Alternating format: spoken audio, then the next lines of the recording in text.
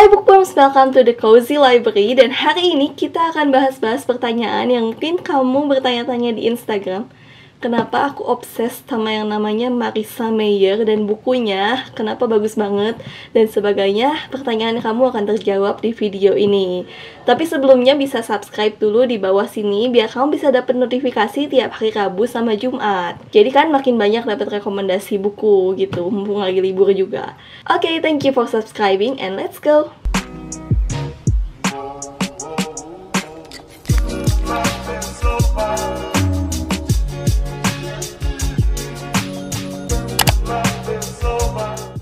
Jadi awalnya aku menemukan Marissa Mayer itu bukan dari rekomendasi seseorang, bukan dari aku lihat review seseorang, tapi cuma dari sebuah foto buku yang sederhana waktu aku masih awal banget mulai bookstagramming. Aku nggak tahu fotonya udah aku hapus atau belum ya, coba kamu scrolling ke bawah di IG aku, mungkin masih ada. Dulu buku pertama yang aku pakai buat bookstagramming itu adalah bukunya Marissa Mayer, yaitu Heartless. Dulu aku baca Heartless karena aku lihat ada foto covernya cantik banget, kayak aku suka, dan akhirnya aku carilah itu buku apa sih gitu. Terus aku penasaran gara-gara cover by, jadinya aku beli, dan ternyata untungnya aku nggak salah pilih.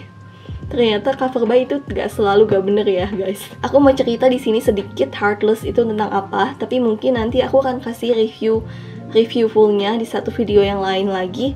Heartless ini adalah retellingnya Alice in Wonderland dalam versi Red Queen.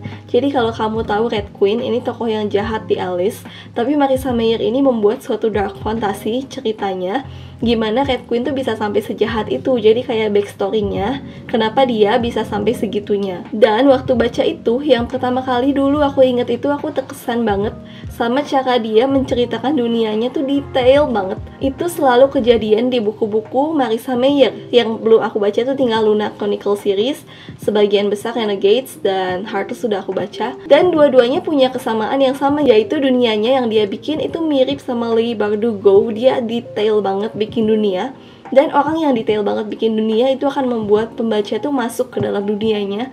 Dan aku rasa itu yang pertama kali aku suka dari bukunya Marissa Mayer.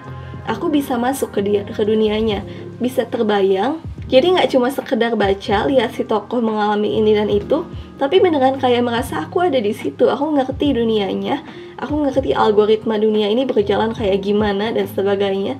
Jadi dunianya tuh hidup, itu yang pertama kali menghidupkan suatu buku. Terus yang kedua, dia selalu punya tokoh-tokoh yang kompleks. Bukan kompleks kayak dia punya karakteristik yang unik ya, mungkin iya juga itu, tapi rasanya aku tuh bisa memahami tokoh-tokohnya. Itu yang beneran bikin aku suka sama bukunya Marissa Mayer. Misalnya nih ya, kalau di Renegades, ini ada buku keduanya Renegades, Arch Enemy, sama Supernova di sini. Ini yang hardcover, aku beli hardcover karena aku suka banget. Supernova, buku-bukunya dia tuh memang setebal-tebal ini ya, jadi siapkan diri kamu karena kalau kamu baca buku-bukunya emang super tebal, tapi kamu gak akan nyesel karena bagus banget. Ini aku ngomong dari hati. Beneran bagus banget. Oke, balik lagi. Jadi rasanya, misalnya di Supernova atau di Renegade series, ada Adrian dan Nova.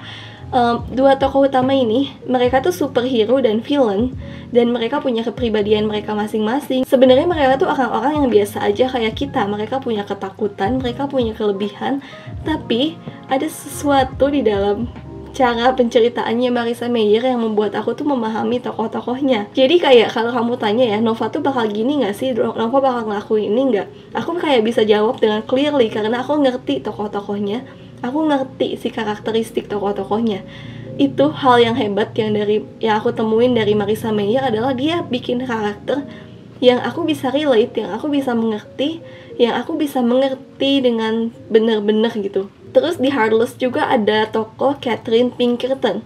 Aku udah lumayan lupa ya, karena aku udah baca Heartless 3 tahun yang lalu, tapi beneran masih berkesan banget Catherine Pinkerton. Tapi yang paling berkesan buat aku adalah Jess, si tokoh cowok utamanya gitu. Jess di sini tuh adalah seorang Joker, dan dia dark, tokohnya tokoh yang dark, tapi aku kayak bisa mengerti gitu Catherine dan Jess. Aku kayak bisa mengerti si tokoh ini tuh kayak gimana pikirannya. Terus dari segi plot juga, dia punya plot yang berliku-liku. Jadi kayak kamu tuh gak akan nebak jalan ceritanya. Contoh paling gampang yang masih aku ingat tuh di Renegades. Renegades sebenarnya ide utama ceritanya tuh sebenarnya klise banget sih. Itu cuman heroes vs villains. Itu kayak wow, itu udah ada di mana-mana gitu ya. Heroes vs villains kayak Avengers. Kayak udah sangat klise, tapi Marissa Mayer bisa membuat ini jadi suatu buku yang hebat karena tadi tokoh-tokohnya bisa aku dalami, dunianya dalam banget, dan juga plot ceritanya tuh di saat kamu mengira dia akan berhenti di sini, ternyata dia belok kayak gitu loh. Jadi beneran seru gitu ngikutinnya tuh, kamu nggak akan menduga apa yang akan terjadi. Dan di satu sisi pas baca buku-buku ini tuh rasanya kayak aku nggak lempeng gitu loh bacanya, oke enggak, tapi kayak lebih oh ya ampun gitu kalau ikutin jalur ceritanya ya. Yang aku kira bakal kesini ternyata kesana, itu kayak bisa wow, oh ternyata kayak gini ya gitu. Sampai aku nggak bisa berhenti baca Supernova selama 7 jam waktu itu. Aku baca dari jam 12 siang kalau nggak salah. Aku baru beres tuh. Aku disuruh mandi jam 7 malam. 7 jam bayangin. Udah gitu sambil makan malam aku baca lagi karena emang tinggal dikit lagi dan lagi seru-serunya gitu. Ending tuh selalu jadi bagian yang paling seru-serunya. Dan buat kamu yang suka combat, si Renegade series ini penuh banget dengan combat ya, karena dia heroes vs villains. Beda sama Heartless. Kalau Heartless dia retelling Alice, dan Alice itu kan ceritanya kayak masih zaman Renaissance klasik yang ada apa sih kasta-kastanya gitu, duke, raja dan sebagainya. Jadi pasti beda lah ya gaya penceritaannya. Tapi tetap yang tadi tokoh-tokohnya kompleks dan sebagainya. Dan di Heartless itu selalu ada hal-hal yang memacu adrenalin kamu gitu. Kayak misalnya Catherine Pinkerton ini kan dia anak duke, tapi dia nggak suka jadi anak duke yang kayak terlalu dikontrol. Jadi dia agak memberontak, dan di situ kita ikut deg-degan sama si Catherine Pinkerton ini.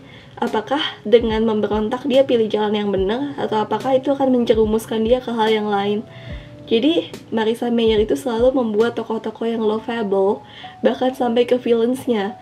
Di apa sih namanya, di Renegades ini aja ada tokoh-tokoh yang coba sampingan kayak Callum, Wonder Boy dia sebutan heroesnya. Callum itu dia sebenarnya tokoh yang sangat-sangat sampingan ya, kayak cuma muncul sekilas. Gak sekilas banget sih, emang dia ngomong beberapa scene, tapi kayak dibandingin tokoh utama, scene-nya dia tuh cuma 20%. Tapi aku sayang sama Callum, gara-gara tokohnya Marissa Mayer walaupun cuma muncul sedikit, dia sekompleks itu. Kayak aku ngerti jalan pikirannya Callum, Wonder Boy, dan aku pingin baca lebih lagi cerita tentang Callum. Aku rasa itu yang buat buku-buku Marissa Mayer tuh gak gampang dilupain. Kamu sayang sama tokoh-tokohnya gitu, itu yang bikin bukunya se-amazing itu. Kayaknya ini video paling emosional yang pernah aku bikin ya. Gara-gara ini ngomong dari hati, ya ampun.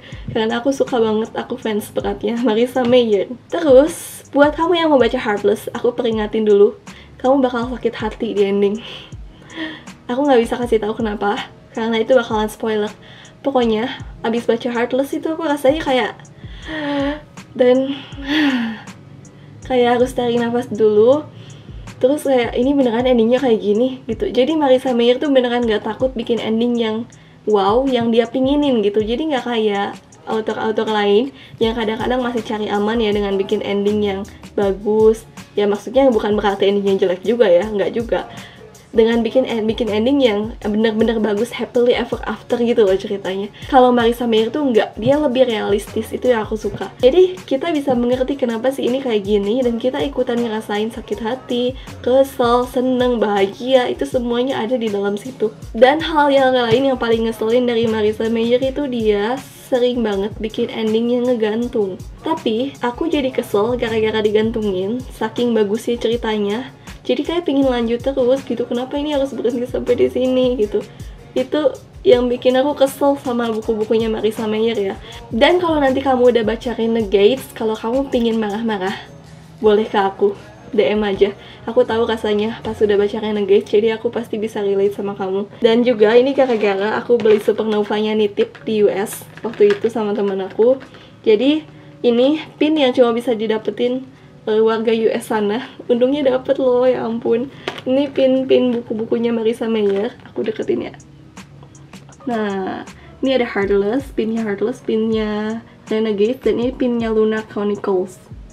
Pokoknya baca buku Marissa Mayer itu kamu harus menyiapkan hati, karena penuh lika-liku, bisa senang, bisa sedih, bisa kesel, bisa sampai kayak bahagia banget, sampai kayak pingin banting bukunya tuh ada momennya. Itu yang bikin aku sayang banget sama bukunya Marissa Mayer. Pokoknya kalian cobain lah baca ya, kalau kalian suka fantasi, adventure, ini bakal bagus banget buat kamu, buat dibaca. Pokoknya aku sayang banget buku-buku ini. Aku gak sabar pingin baca Luna Chronicles. Dia ada 4 buku sih, jadi aku agak males gitu bacanya, tapi aku pasti baca.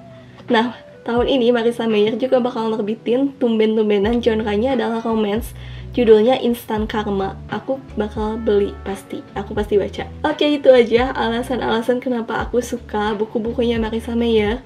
Ini beneran curhatan dari hati. Semoga kamu teracuni, oke? Aku pingin lihat kamu setelah kamu baca bukunya Marissa Mayer. Oke, thank you for watching, happy reading, and bye-bye!